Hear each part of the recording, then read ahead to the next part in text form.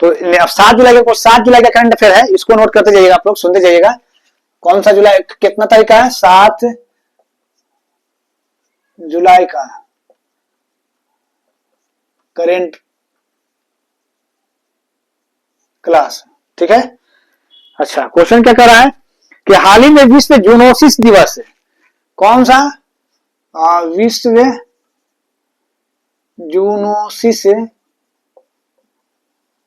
दिवस है, कब मनाया गया है? ये हाल ही में विश्व जूनोसिस दिवस कब मनाया गया? तो ये 6 जुलाई को मनाया गया। कब? 6 जुलाई को मनाया गया। क्या? विश्व जूनोसिस दिवस। अब ये है क्या, इसके बारे में हम देखते हैं। दुनिया भर में जानवरों और मनुष्यों के बीच में फैलने वाली बीमारियों के बारे में जागरूकता फैलाने के लिए ये दिन मनाया जाता है। यानी कि दुनिया भर में जानवरों और मनुष्यों के बीच में जो बीमारियां फैल रही हैं उसके बारे में, यानी कि लोगों को जागरूक करना है ना। जो मनुष्य से जानवर, ये जानवर से मनुष्य में जो बीमारी फैल रहा है उसके बारे में लोगों को जागरूकता फैलाने के लिए ही जूनोसिस दिवस मनाया जाता है पूरी दुनिया भर में, वर्ल्ड में। जूनोटिक रोग, जिसे जूनोसिस भी कहा जाता है, यानी कि जूनोटिक रोग इसका दूसरा नाम है। वे बीमारियां जो जानवरों और लोगों के बीच में फैलती हैं, जिसे जैसे रेबीज हो गया, इबोला हो गया, बर्ड फ्लू हो गया। देखते हैं बर्ड फ्लू, स्वाइन फ्लू, ये सब क्या है? पक्षी जानवर से ही हम लोग इंसान में आता है। तो इसके बारे में जागरूकता फैलाने के लिए ही विश्व जूनोसिस दिवस मनाया जाता है। कब? यानी कि 6 जुलाई को। राइट, ठीक है। आप समझ गए आप लोग क्वेश्चन। फिर बोला कि वे बीमारियां जो जानवरों और लोगों के बीच में फैलती हैं, जैसे रेबीज हो गया, इबोला हो गया, बर्ड फ्लू हो गया, etc, है ना। WHO के अनुसार मनुष्य में 75% अधिक बीमारियां जो है, नई बीमारियां जानवरों से ही आ रही हैं। यानी कि WHO ने एक सर्वे किया। WHO ने क्या किया? WHO ने जो है वो सर्वे किया और पाया क्या कि 75% जो डिजीज जो है वो बीमारी किसमें? तो इंसान की जो 75% जो बीमारियां हैं वो जानवरों से ही आ रही है ना। कितना? 75% जो बीमारियां वो किससे आ रही हैं? तो जानवरों से फैल रही हैं, है ना। जैसे कि हम बताए थे इबोला, है ना, बर्ड फ्लू, रेबीज, मालूम है रेबीज, कुत्ता उत्ता से यही सब होता है। रेबीज, है ना, स्वाइन फ्लू भी लिखा सकते हैं आप। तो ये सब क्या है? ये सब जानवर से ही आता है ना इंसान में, है ना। तो ये WHO ने एक सर्वे किया और बताया, ये वर्ल्ड हेल्थ ऑर्गेनाइजेशन ने सर्वे किया और बोला कि 75% जो आदमी में आजकल बीमारी हो रहा है वो जानवर से ही कहीं ना कहीं से हमारे अंदर आ रहा है ना। ये WHO ने प्रवेश किया, WHO ने बताया है ये, है ना। तो WHO ऐसी नहीं कोई खाका तैयार करता है, वो जब पूरा वर्ल्ड में सर्वे करता है, पूरा वर्ल्ड में जांच पड़ताल करता है, उसके बाद अपना बयान वो जारी करता है, ठीक है। तो WHO ने बता दिया है इतना कि, और क्योंकि आपका 6 जुलाई को ही क्यों भाई, ये 6 जुलाई को ही क्यों मनाया? दूसरे दिन भी मना सकता था। तो 6 जुलाई को इसलिए मनाया है क्योंकि 6 जुलाई 1885 को लुईस पास्चर ने रेबीज के खिलाफ, अच्छा, लुईस पास्चर ने 1885 में ही रेबीज के खिलाफ पहला टीका सफलतापूर्वक लगाया था, है ना। तो आप नाम सुन ले रेबीज का टीका, क्या नाम है? लुईस पास्चर, इसको लुईस पास्चर बोल रहा है। पास्चर 6 जुलाई 1885, 6 जुलाई 1885 को क्या किया था? रेबीज का टीका खोज किया था, है ना। कौन? Lewis pasture. रेबीज टीका का खोज किया था कौन? लुईस पास्चर जो है 6 जुलाई को 1885 में ये क्या किया था? टीका खोज किया था। इसीलिए हम लोग विश्व जूनोसिस दिवस या जूनोटिक दिवस भी कह सकते हैं, जूनोटिक रोग भी कहा जाता है इसे। जूनोसिस बीमारी भी कह सकते हैं इसे आप, या जूनोटिक रोग भी कह सकते हैं। तो विश्व जूनोसिस दिवस 6 जुलाई को मनाया जाता है। WHO ने सर्वे जारी किया है, 75% जो बीमारियां आ रही हैं वो जानवरों से फैल रही है कहीं ना कहीं। इबोला हो गया, बर्ड फ्लू हो गया, रेबीज हो गया, स्वाइन फ्लू, etc, है ना। लुईस पास्चर ने सबसे पहले 6 जुलाई 1885 को ही रेबीज का टीका खोज किया था, मालूम है। तो इसीलिए हम लोग 6 जुलाई को विश्व जूनोसिस दिवस मनाते हैं। अब इस क्वेश्चन में कोई डाउट नहीं होना चाहिए, है ना।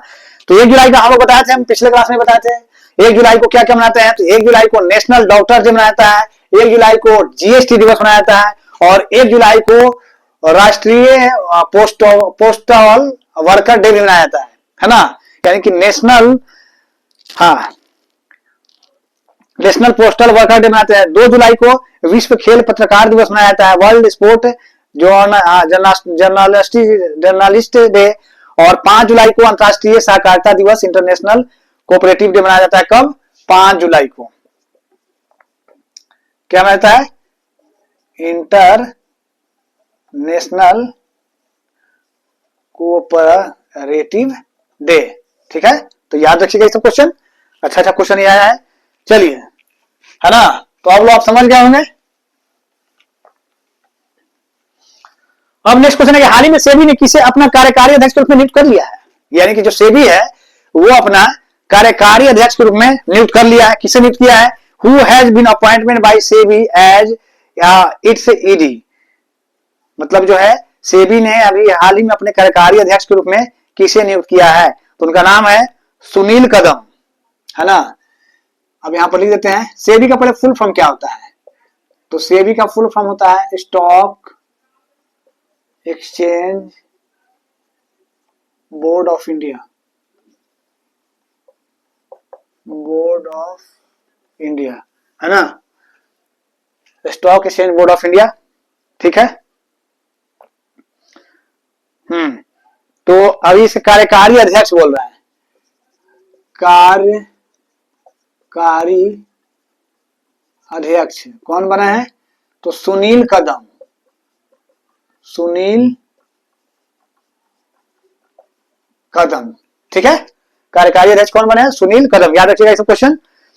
सेबी की स्थापना 1988 में हुआ था। इसका स्थापना कब हुआ था भाई? स्थापना जो हुआ था 1988 में हुआ था। ठीक है, 1988 में हुआ था। सेबी को कानूनी मान्यता कब मिली भाई? तो 1992 में मिली। कानूनी मान्यता कब मिल गया इसको? कानूनी मान्यता कब मिली? तो 1992 में मिली। ठीक है, 1992 में मिली। हेडक्वार्टर इसका मुंबई है। हेडक्वार्टर कहां है इसका?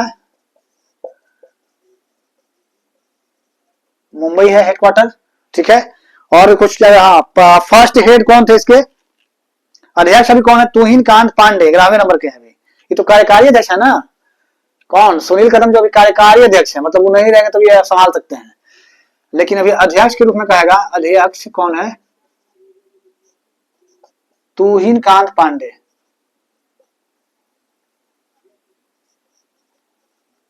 तुहिन कांत पांडे, है ना। जो अध्यक्ष है वो है कौन? तुहिन कांत पांडे। हेडक्वार्टर कहाँ है? मुंबई है। कानूनी मान्यता 1992 में मिला। स्थापना 1988 में हुआ। कार्यकारी अध्यक्ष है सुनील कदम। और सेबी का फुल होता है stock exchange board of India. तो इतना सेबी से जानकारी हुआ। कार्यकारी अध्यक्ष पूछ दिया। देख लीजिए क्वेश्चन घुमा पूछता है तो सुनील कदम है और अध्यक्ष जो है तुहिन कांत पांडे है। याद रखिएगा। अच्छा, फर्स्ट हेड, पहले अध्यक्ष कौन बनते थे? एस दवे। क्या नाम था पहले अध्यक्ष, यानी कि फर्स्ट हेड कह रहा है, तो इनका नाम है एस दवे। बड़ा आसान नाम है, याद रखिएगा आप लोग। फर्स्ट हेड कहेगा तो एस दवे। ठीक है। अच्छा, और फर्स्ट फीमेल हेड कहा था माधवी पुरी बुच, है ना। फर्स्ट फीमेल, ये तो मेल पुरुष है। फर्स्ट फीमेल हेड कहेगा तो माधुरी पुरी बुच। ठीक है, फर्स्ट फीमेल हेड। ठीक है, तो इतना सेबी से क्या क्या जानकारी बताया हम? सेबी से क्या क्या बताया? अभी और क्वेश्चन है। सेबी का पहले फुल फॉर्म क्या होता है? Stock exchange board of India. कार्यकारी अध्यक्ष कौन है? तो सुनील कदम है।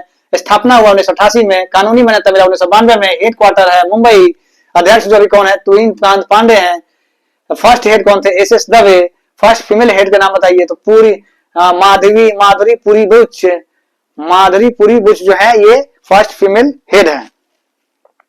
सेबी ने निवेशकों की शिकायतों का समाधान करने के लिए स्कोर 2.0 सिस्टम लॉन्च किया है।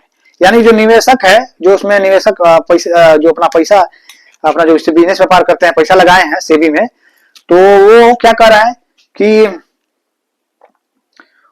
उनके शिकायत तो होता ही है। शिकायत तो जैसे बैंक है तो वहां पर शिकायत है, रेलवे है तो वहां पर शिकायत है, तो उसका समाधान के लिए तो कुछ तो होना चाहिए ना। तो उसका समाधान के लिए सेबी ने क्या किया है? तो सेबी ने क्या किया है, स्कोर 2.0 सिस्टम लॉन्च किया है। स्कोर 2.0 सिस्टम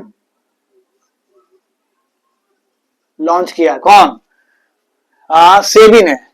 क्यों? निवेशक जो है, ग्राहक जो है, निवेशकों की शिकायतों का समाधान करने के लिए स्कोर 2.0 लॉन्च किया है। ठीक ना।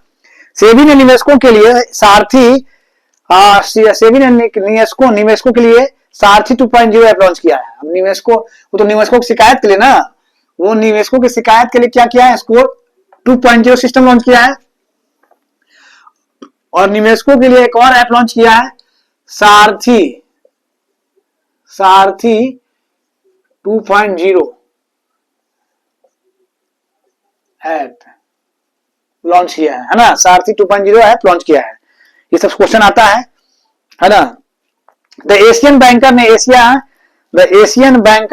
ने एशिया प्रशांत में best conduct of business regulator का पुरस्कार दिया है। किसे? सेबी को ही दिया है। एशियन बैंकर ने एशिया प्रशांत में best conduct of business regulator का पुरस्कार मिला सेबी को। ठीक है ना। सेबी ने ही धरोहर नाम से सिक्योरिटीज मार्केट के लिए डिजिटल ज्ञान भंडार शुरू किया है। सेबी लॉन्च मित्रा प्लेटफॉर्म को लॉन्च कर रहा है अभी। सेबी जो है मित्रा का फुल फॉर्म होता है mutual fund investment tracing and retrieval assistant. SEBI ने सेवा नाम से वर्चुअल असिस्टेंट भी लॉन्च किया है। बॉन्ड सेंट्रल पोर्टल जो है, ये कॉर्पोरेट मार्केट और सरल को सुलभ बनाने के लिए किया गया है। बॉन्ड सेंट्रल पोर्टल है ना। रोमन कैथोलिक चर्च के पॉप बने है ना, यानी कि रोमन कैथोलिक चर्च के पॉप बने हैं। रॉबर्ट फ्रांसिस पिस्टो, ये पहले अमेरिकन थे। उन्होंने पोप लियो 14वां नाम चुना। लोक लेखा समिति के अध्यक्ष कौन है? तो केसी वेणुगोपाल है। लोक लेखा समिति के अध्यक्ष कौन बने अभी? यूपीएससी का नया अध्यक्ष कौन है? डॉक्टर अजय कुमार। यूपीएससी का नया अध्यक्ष कौन है? यूपीएससी का नया अध्यक्ष कौन है? तो डॉक्टर अजय कुमार। ठीक है, यूपीएससी का नया अध्यक्ष है डॉक्टर अजय कुमार।